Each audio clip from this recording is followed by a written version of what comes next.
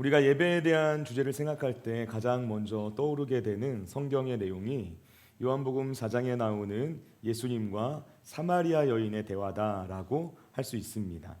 사마리아 여인이 야곱의 우물가에서 예수님을 만나게 되었습니다. 이 여인은 예수님께 평소 자신이 고민하고 있었던 내용들을 끊임없이 질문하면서 예수님과 오랜 시간 대화를 나누게 되었죠. 그렇게 한참 대화를 오가다가 결국 그 대화의 끝에 이르러서 나오게 된 질문이 예배에 대한 질문이었어요. 사마리아 여인이 한 질문은 이런 것입니다. 우리가 어디에서 예배를 드리는 것이 진짜 예배입니까? 그리심산에서 드리는 예배가 진짜입니까? 아니면 예루살렘에서 드리는 예배가 진짜입니까? 이 질문을 던졌던 것이죠. 그런데 그때 예수님께서 이렇게 대답하시는 거예요. 요한복음 4장 21절 말씀, 우리 다 같이 한 목소리 읽겠습니다. 예수께서 이르시되 여자여 내 말을 믿으라. 이 산에서도 말고 예루살렘에서도 말고 너희가 아버지께 예배할 때가 이르리라. 아멘. 여러분, 예수님께서는 이 여인의 질문을 듣고 장소와 시간에 대한 이야기를 하셨습니다. 이 말씀에 나온 이 산 그리고 예루살렘이라는 단어는 예배의 장소에 대한 것들을 생각하게 만드는 단어이고요. 그리고 예배할 때라는 이 말은 예배의 시간에 대한 이야기죠. 여러분, 예배의 장소는 중요합니다. 우리가 아무 곳에서나 예배를 드릴 수는 없습니다. 아무리 시대가 좋아졌고 기술이 발전했다 할지라도 온라인으로 예배를 드리려고 자리에 앉으면 5분, 10분을 버티지 못하는 게 우리의 모습입니다.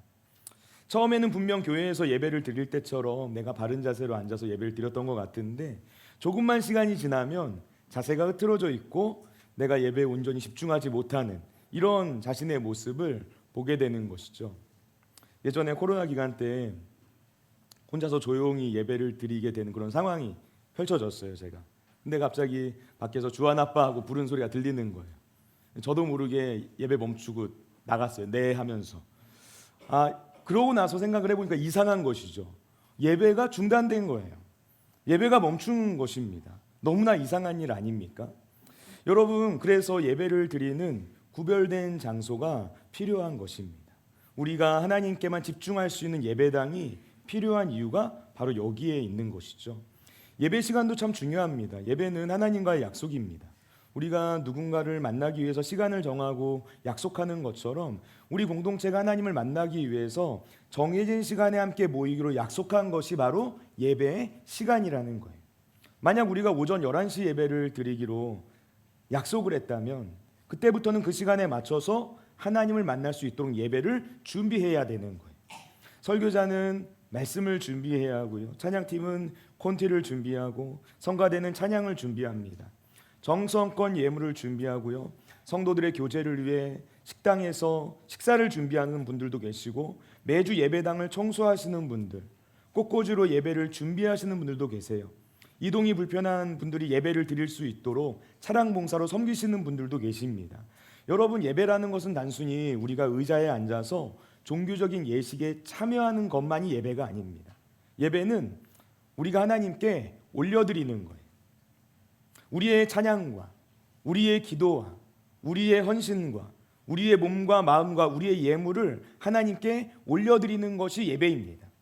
그런데 이 모든 것들을 드리기 위해서 필요한 것이 바로 준비라는 거예요. 예배를 드리기 위해서는 준비를 해야 되는 거예요. 그래서 시간은 참 중요하죠. 오전 11시 예배에 나오려면 그보다 훨씬 전부터 많은 준비를 해야만 합니다. 하나님 앞에 드릴 모든 것들이 잘 갖추어져야 하기 때문이죠. 여러분, 그래서 예배의 시간 그리고 예배의 장소는 정말 중요한 거예요. 그런데 예수님께서 사마리아 여인에게 예배의 장소도 중요하고 예배의 시간도 중요하지만 그보다 더 중요한 것이 있다라고 말씀하셨어요. 여러분, 그것은 바로 예배를 드리는 사람, 곧 예배자입니다. 예배를 드리는 사람이 어떤 마음으로 하나님께 예배를 드리고 있는가, 그리고 그 예배자가 누구를 향해 예배를 드리고 있는가, 예배의 대상이 누구인가, 바로 이것이 예배에 있어서 가장 중요한 본질이라고 말씀해 주셨던 거예요. 우리 다 같이 요한복음 4장 23절 말씀 한 목소리로 읽겠습니다.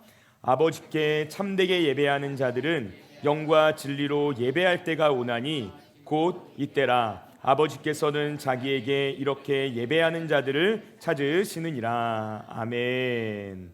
자, 여러분, 예배에 있어서 가장 중요한 것은 예배를 드리는 사람이에요. 지금 예수님께서는 아버지께서는 자기에게 이렇게 예배하는 자들을 찾으시느니라 라고 말씀하셨습니다. 하나님께서는 예배하는 자들을 찾으신다는 거예요. 그런데 그냥 예배하는 자들을 찾으시는 게 아닙니다. 어떤 사람들을 찾으시느냐? 하나님께 참되게 예배하는 자들을 찾으신다는 거예요. 진짜 예배를 찾으시는 거예요. 종교와 형식으로 드리는 죽어있는 예배가 아니라 온 마음으로 하나님을 경배하는 사람, 하나님을 하나님으로 바라보면서 예배하는 사람, 하나님께서는 그런 예배자를 지금 이 순간에도 애타는 마음으로 찾고 계시다는 것이죠. 여러분, 2026년 새해를 맞이한 저와 여러분 모두가 하나님께서 찾으시는 그 한 사람의 예배자가 되시기를 예수님의 이름으로 축원을 드립니다. 우리 모두가 올해 우리 교회 표어처럼 하나님을 기뻐하는 행복한 예배자가 되는 거예요. 우리가 그 마음을 품고 그 기도를 하며 주님 앞으로 나아갈 때 하나님께서 저와 여러분의 삶 가운데 신이 찾아와 주시고 말씀하여 주시는 놀라운 은혜가 넘쳐나게 될 줄로 믿습니다. 오늘의 첫 번째, 우리는 하나님의 존재 그 자체를 기뻐하는 예배자가 되어야 합니다. 우리 다 같이 오늘 본문 말씀 시편 149편 2절 말씀을 한 목소리로 읽겠습니다. 이스라엘은 자기를 지으신 이로 말미암아 즐거워하며 시온의 주민은 그들의 왕으로 말미암아 즐거워할지어다. 아멘. 여러분, 지금 시편 149편 2절 말씀에서 시인이 이스라엘이 즐거워하는 이유에 대해서 말해주고 있어요. 그런데 그 이유가 하나님께서 그들에게 무언가를 주셨기 때문이다라고 말하지 않습니다. 이스라엘은 자기를 지으신 이로 말미암아 즐거워하며라고 이야기하고 있어요. 지금 이 말은 하나님의 존재 그 자체를 즐거워하라는 거예요.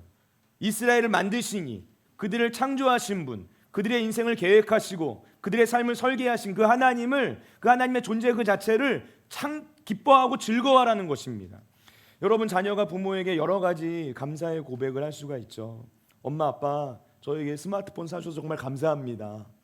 게임기 사줘서 감사합니다. 장난감 사줘서 감사합니다. 학원 보내주고 대학교 등록금 지원해 주셔서 정말 감사합니다. 여러 가지 이야기를 할 수가 있다는 것입니다. 이런 것도 감사의 고백이긴 해요. 그런데 정확히 말하면은 부모에 대한 감사라기보다는 부모의 능력과 그리고 부모가 해준 일에 대한 감사라고 이야기를 할 수가 있죠. 그러나 이런 감사의 말보다 훨씬 더 감동적인 감사가 있어요. 엄마 아빠가 내 부모님이셔서 정말 감사해요. 제가 엄마 아빠의 아들이고 딸이라서 저는 정말 행복해요. 부모가 자식으로부터 이런 말을 듣게 되면 마음에 정말 큰 감동이 될 거예요. 왜냐?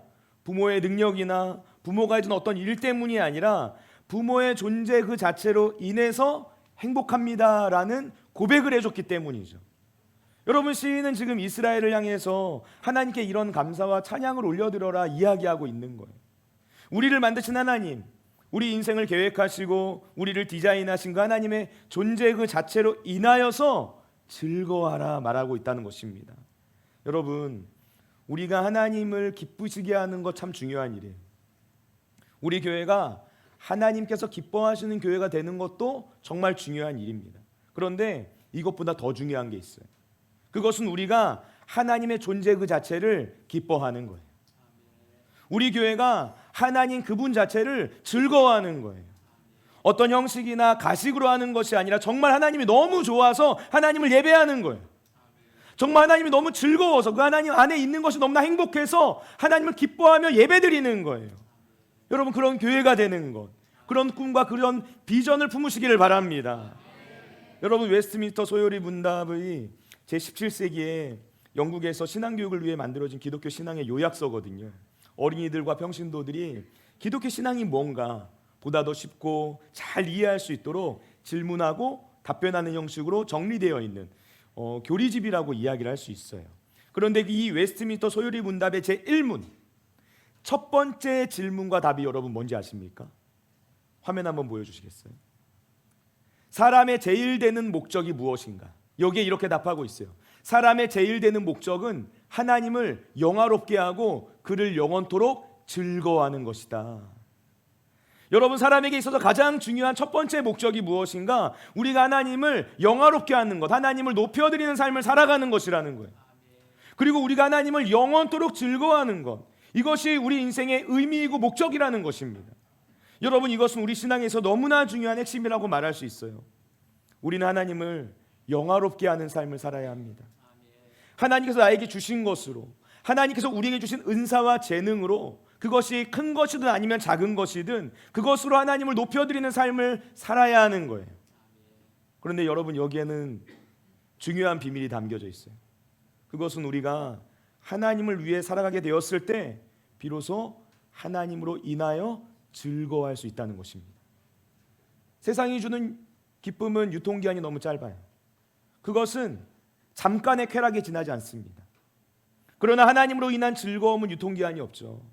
하나님으로 인해서 즐거워하는 것은 우리가 경험할 수 있는 최고의 즐거움이다라고 말할 수 있어요. 많은 사람들이 행복해지기 위해서 열심히 노력하면서 이 세상을 삽니다. 그래서 점점 더 이기적이 되어져 가요. 내 것을 더 움켜쥐려고 해요. 자기중심적으로 변해져 가는 거예요. 그러나 사람이 자기 힘으로 이렇게 열심히 행복해지려고 노력한다라고 해서 행복해질 수 있는가? 그렇지 않다는 것이죠. 인간은 스스로 행복해지려고 노력하면 노력할수록, 그래서 더 이기적이 되고 더 자기중심적이 될수록 더 불행해지고 우울해지게 되는 거예요. 그런데 반대로 하나님을 영화롭게 하는 삶을 살기 시작하면, 하나님을 높여드리는 인생을 살기 시작하면 그 삶 가운데 행복이 찾아오는 것입니다. 하나님과 하나님 나라를 위해 살아가기로 결단하고 그런 삶의 방향을 잡기 시작하면 우리는 인생의 진정한 행복을 맛보기 시작하는 거예요. 우리가 이렇게 하나님을 영원히 즐거워하게 되는 것, 하나님으로 인하여서 행복해지는 것, 여러분, 바로 이것이 하나님께서 저와 여러분을 만드신 이유이고 그것이 우리가 존재하는 목적이라는 점을 기억하시기 바랍니다. 여러분, 우리의 신앙의 핵심은 기쁨에 있어요. 내가 10년, 20년, 30년 예수님을 믿고 교회에 다녔지만 예수님을 믿는 기쁨이 뭔지를 모른다면 여러분, 그 신앙에는 문제가 있는 거예요. 하나님께서는 우리를 힘들고 괴롭게 하려고 우리를 하나님의 자녀로 삼아주신 것이 아닙니다. 하나님께서 우리를 부르셨다면, 우리를 하나님의 자녀로 삼아주셨다면 하나님의 자녀된 자들에게 가장 먼저 주시기를 원하시는 게 바로 기쁨이기 때문에 그런 거예요. 하나님께서는 세상에 존재하는 수많은 종류의 기쁨들 중에서도 특별히 우리에게 예배를 드리는 기쁨을 주시기를 원하십니다. 여러분, 사도행전에 나오는 성령으로 충만한 초대교회의 모습을 한번 보세요. 그들은 모일 때마다 예배를 드렸고 모일 때마다 기쁨이 가득했어요.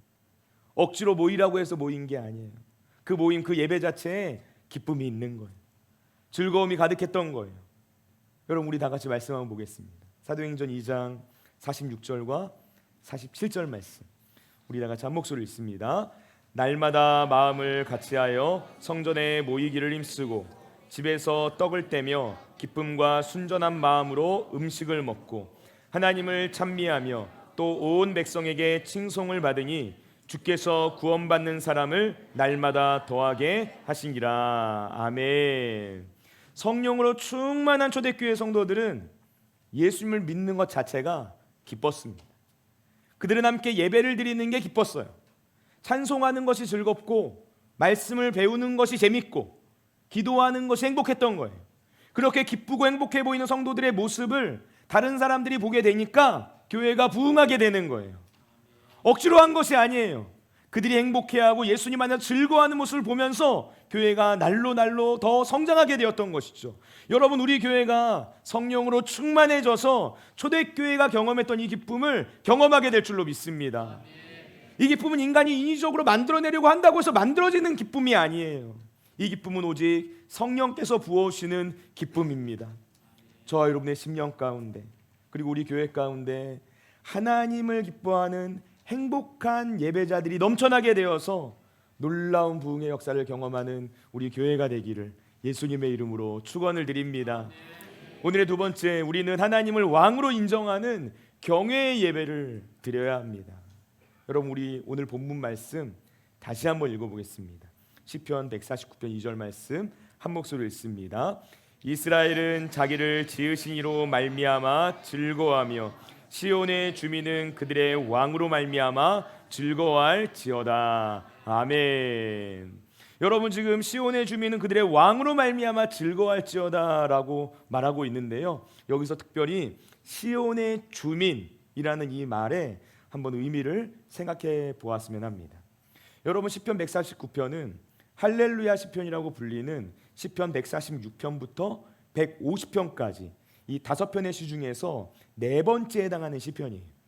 이 시편에는 표제가 없습니다. 그래서 누가 언제 어떤 사건을 배경으로 이 시를 지었는지 정확히 알 수가 없어요. 하지만 일반적으로 이 시를 다른 할렐루야 시편과 동일한 배경에서 쓰여진 시다라고 학자들은 해석을 합니다. 이스라엘이 바벨론의 포로에서부터 돌아오게 되고 예루살렘 성전과 성벽을 재건한 후에 영광스러운 미래를 바라보면서 이 시를 기록했다라고 이야기를 하는 거예요. 여러분, 이런 관점에서 시온의 주민은 그들의 왕으로 말미암아 즐거워할지어다라는 이 구절을 한번 묵상해 보세요. 시온의 주민이 그들의 왕으로 인하여 즐거워한다라고 말하는데, 여러분, 사실 이때는 이스라엘의 왕이 없던 때입니다. 그러니까 여기서 말하는 왕은 누구를 가리키는 것입니까? 하나님을 가리키고 있는 거예요. 이스라엘의 진정한 왕이신 하나님께서 우리를 다스려 주신 것에 대한 반응이 바로 기쁨이다라고 이야기하고 있는 것이죠. 그런데 여기서 시인이 왜 예루살렘의 주민이 아니라 시온의 주민이라는 말로 표현했을까요? 여러분, 여기에는 의미가 담겨져 있습니다. 시온은 예루살렘에 있는 작은 산이에요. 작은 언덕 같은 곳입니다. 그런데 그 시온에는 너무나 중요한 게 있었어요. 그게 뭘까요? 바로 성전이죠. 그러니까 예루살렘의 주민이 아니라 시온의 주민이라고 말한 것에는 이런 의도가 있다고 볼 수 있는 거예요. 우리는 하나님의 다스림, 하나님의 통치를 받는, 하나님을 예배하는 신앙 공동체다, 이것을 말하는 거예요. 그래서 우리는 하나님을 왕으로 모시고 살 것이고 하나님만 섬기는 삶을 살아가겠다라는 결단의 마음이 이 구절 안에 담겨져 있다라는 것입니다. 여러분, 하나님은 우리의 왕이십니다. 여러분, 이 사실을 믿으십니까? 우리가 하나님을 다스리는 것이 아니라 하나님께서 우리를 다스리시는 거예요. 예배란 무엇인가? 예배는 왕이신 하나님의 주권과 통치를 인정하고 그것을 기뻐하는 신앙적인 결단이고 행동이라고 말할 수 있어요. 여러분, 왕 앞에 선다는 것, 이것이 얼마나 두렵고 떨리는 일입니까? 옛날 왕정시대 때 백성들이 왕 앞에 서게 되는 그 모습을 한번 상상해 보세요. TV나 드라마나 영화에 나왔던 그런 모습들, 여러분, 그것이 얼마나 두렵고 떨리는 일이었겠어요. 백성은 왕 앞에서 무릎을 꿇고 바짝 엎드려서 고개조차 들지 못했어요. 왜 그랬을까? 왕이 하는 그 말 한마디에 내 목숨이 왔다 갔다 하는 거예요. 왕에게 그 정도의 힘과 능력과 위엄과 권세가 있었던 거예요. 그래서 왕 앞에 서는 일은 두렵고 떨리는 일이 될 수밖에 없었다라는 것이죠. 구약 성경에 나오는 에스더서를 보면 에스더가 왕 앞에 나갈 때 뭐라고 말하면서 나갑니까? 내가 죽으면 죽으리이다 말하면서 나가는 거예요. 에스더 왕비였어요. 그런데 왕비가 왕 앞에 나갈 때도 내가 죽으면 죽으리이다 라고 결심하면서 나가는 거예요. 그만큼 왕의 권위와 권력은 어마어마했다는 것이죠. 여러분, 왕 앞에 선다는 것은 가볍게 볼 수 있는 일이 아닙니다. 이것은 두렵고 떨리는 일이에요. 하나님은 온 우주 만물을 통치하시는 왕이십니다. 하나님은 왕 중에 왕이신 분이세요. 예배는 왕이신 그 하나님 앞에 나가는 자리입니다. 그런데 왕이신 하나님 앞에 나와서 예배드리는 저와 여러분의 마음은 어떻습니까? 오늘 하나님을 만나러 나오면서 두렵고 떨리는 마음이 있었습니까? 아니면 아무런 느낌 없이 그냥 무미건조하게 습관적으로 예배를 드려 나왔습니까? 우리가 하나님과의 인격적인 만남이 있는 예배를 드리면 그 예배에는 두려움과 떨림이 있습니다. 성경에서 하나님을 만났던 모든 사람들, 하나님의 임재를 경험했던 사람들이 다 그랬어요. 하나님의 사람들은 하나님을 만나는 순간 두려움과 떨림을 경험했어요. 이사야 선지자는 거룩하신 하나님의 임재를 경험하고 화루다 나여 망하게 되었도다 라고 외치게 됐어요. 거룩하신 하나님의 임재 앞에 자신이 서게 되니까 나의 죄가 보이는 거예요. 내 입술에 부정함이 보이는 거예요. 나 그래도 괜찮은 줄 알았는데, 아무런 문제 없다고 생각했는데, 내가 이렇게 더러운 존재였다니, 내가 이렇게 더러운 입을 가지고 살았다니, 이 사실을 깨닫게 된 거예요. 나의 거짓과 나의 추함과 나의 부정함과 나의 죄가 느껴졌다는 것이죠. 베드로는 깊은 곳에 가서 그물을 내려 고기를 잡으라라는 예수님의 말씀에 순종했어요. 그랬더니 그물이 찢어질 정도로 어마어마하게 많은 양의 고기를 잡는 기적을 체험하게 됐어요. 그랬더니 베드로가 어떻게 반응합니까? 예수님 앞에 나가서 엎드려서 고백하는 것이죠. 주여, 나를 떠나 주시옵소서. 나는 죄인입니다. 베드로는 두려움을 느낀 거예요. 자신의 이성과 자신의 경험으로는 헤아릴 수 없는 존재 앞에서 말로 다 표현할 수 없는 떨림을 경험했다는 것입니다. 여러분, 우리가 하나님 앞에 나와서 예배를 드린다는 것은 하나님의 높고 위대하심과 그분의 거룩하심을 바라보고 그 하나님 앞에서 내가 얼마나 부족하고 연약하고 보잘것없는 존재인지를 깨닫게 되는 것을 의미해요. 완전하신 빛이신 주님 앞에 내가 서게 되니까 내가 얼마나 허물 많고 죄 많은 존재인지를, 내가 얼마나 부족한 존재인지를 비로소 알게 되는 거예요. 여러분, 그래서 생명력이 있는 예배, 하나님의 임재가 있는 살아있는 예배의 자리에는 두려움과 떨림이 있습니다. 설교자의 마음 가운데 그 마음이 있어요. 두려움과 떨림이 있어야 되는 거예요. 제가 하나님의 말씀을 전할 때 제 안에 내가 하나님 앞에 내가 사람 앞에 서는 것이 아니라 하나님 앞에 서는 것이다 라는 이 두려움과 떨림이 있어야 되는 거예요. 설교자뿐만이 아니죠. 예배를 섬기는 모든 분들, 우리 성가대와 찬양팀과 안내봉사, 새가족팀, 교회학교 교사를 비롯한 우리 모두의 마음 가운데 내가 하나님 앞에 지금 서 있다라는 그 두려움과 떨림이 있어야 되는 거예요. 여러분, 예배는 나라는 존재의 죽음을 경험하는 자리입니다. 그렇기 때문에 두려움과 떨림이 있는 거예요. 내가 통치하고 다스리고 있던 그 나라가 죽고 그 나라가 무너지고 하나님께서 통치하시고 다스리시는 나라가 세워지는 자리가 바로 예배의 자리예요. 생명력이 있는 살아있는 예배에는 그래서 자아의 죽음이 있습니다. 내가 죽는 거예요. 진정한 예배의 자리는 하나님께서 내 삶의 왕으로 오르시는 역사가 일어나게 됩니다. 내가 죽고 내 안에 그리스도 예수께서 사시는 변화가 일어나게 되는 거예요. 예배학을 가르치는 양명호 교수님이 쓴 보다 예배다운 예배를 꿈꾸다라는 책이 있어요. 예배에 대한 많은 고민을 불러일으켰던 이 코로나 시기 때 나왔던 책이거든요. 근데 이 책에 이런 문장이 나와요. 예배는 우리의 문제를 하나님께 가져오는 시간이 아니다. 오히려 우리의 문제가 하나님의 다스리심 아래 있음이 선포되는 시간이다. 그래서 기쁨과 감사로 응답하는 시간이다. 예배의 본질이 무엇인가 생각하게 만드는 문장이죠. 그러면서 이 책의 저자가 우리가 예배를 드리는 목적이 무엇인지를 질문합니다. 우리가 예배를 드리는 목적이 무엇입니까? 다음 보기 중에 하나를 골라보세요. 제가 가져와 봤어요. 보기 6개. 하나님 앞에 나와서 찬양하기 위해서. 2번, 하나님의 은혜를 받아 누리기 위해서. 3번, 치유를 경험하기 위해서. 4번, 영적인 회복을 느끼기 위해서. 5번, 평안을 얻기 위해서. 6번, 한 주간 살아갈 힘을 얻기 위해서. 여러분, 답이 뭘까요? 답이 뭘까요? 온갖 이야기들이 막 나오죠? 여러분, 정답은 없습니다. 여기 정답이 없어요. 이 책에서 저자가 뭐라 말하면요, 만약 우리가 이런 것들이 우리가 예배를 드리는 목적이라고 생각했다면 그것은 우리의 큰 착각이다 이야기. 왜냐하면 이것은 예배로부터 얻을 수 있는 유익이지 우리가 예배를 드리는 목적이나 이유는 아니기 때문이다. 정리하는 거예요. 그렇다면 우리가 예배를 드리는 이유와 목적은 무엇인가? 우리가 예배를 드리는 이유와 목적은 단 하나라는 거예요. 그것은 우리의 왕이신 하나님께 기쁨과 감사로 응답하기 위해서다 이야기하는 것입니다. 하나님께서 우리의 왕이심을 바라보는 예배, 하나님의 통치하심과 다스리심을 기뻐할 수 있는 예배, 여러분, 그런 예배가 진짜 예배다운 예배라는 것이죠. 오늘 이 예배의 자리에서 하나님을 우리 인생의 왕으로 온전히 모셔드리는 은혜가 부어지게 되시기를 예수님의 이름으로 축원을 드립니다. 하나님의 주권을 인정하는 거예요. 하나님의 뜻에 복종하는 거예요. 우리가 그런 예배를 드리는 거예요. 그런 진짜 예배다운 예배를 드리는 저와 여러분 모두가 될 수 있기를 예수님의 이름으로 축원을 드립니다. 여러분, 우리가 하나님 앞에 선다는 것, 왕 앞에 선다는 것은 두렵고 떨리는 일이죠. 여러분, 그러나 왕 앞에 섰다고 해서 너무 긴장하진 않으셨으면 좋겠어요.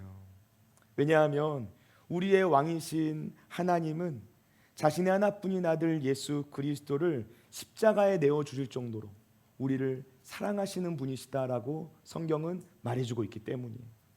왕이신 하나님께서 우리를 자녀로 삼아 주셨어요.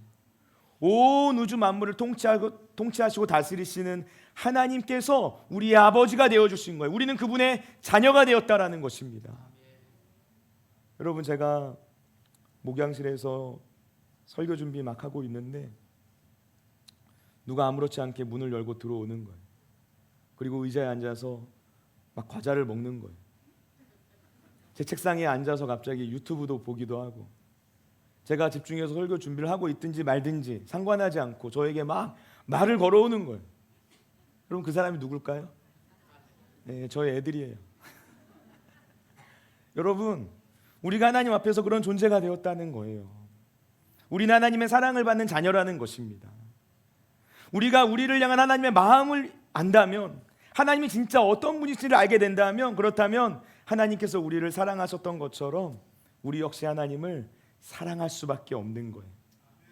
그러므로 왕 앞에 서는 일은 두렵고 떨리지만 동시에 기쁘고 행복한 일입니다. 왜냐하면 그것은 나를 너무나도 많이 사랑하시는 그분을 만나는 자리이면서 또 내가 너무나 사랑하는 그분을 만나는 자리이기 때문에 그렇죠. 사랑하는 사람을 만나러 갈 때 생각해 보세요. 우리의 마음이 설렙니다. 사랑하는 사람을 만날 때는 가장 좋은 옷, 가장 예쁜 옷 입고 설레는 마음으로 만나러 가는 거예요. 할아버지 할머니가 명절 때 오랜만에 자녀들과 손자 손녀들이 온다라고 하면 어떻게 합니까? 열심을 내서 장을 보고 음식을 준비하는 것이죠. 그리고 기쁨으로 가족들을 맞이하는 거예요. 사랑하는 사람을 만나는 일이기 때문에 그런 것입니다. 여러분, 우리가 하나님 앞에 나올 때, 주님을 예배하러 나올 때 이런 설렘과 기쁨이 있게 되기를 바랍니다.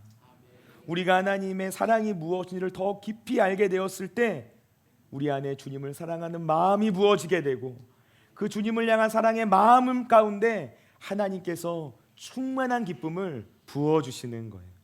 여러분, 오늘 성령님께서 역사하셔서 우리가 예배하는 이 예배의 자리 가운데 하나님을 기뻐하고 즐거워하게 되는 놀라운 은혜가 부어지게 되시기를 예수님의 이름으로 축원을 드립니다.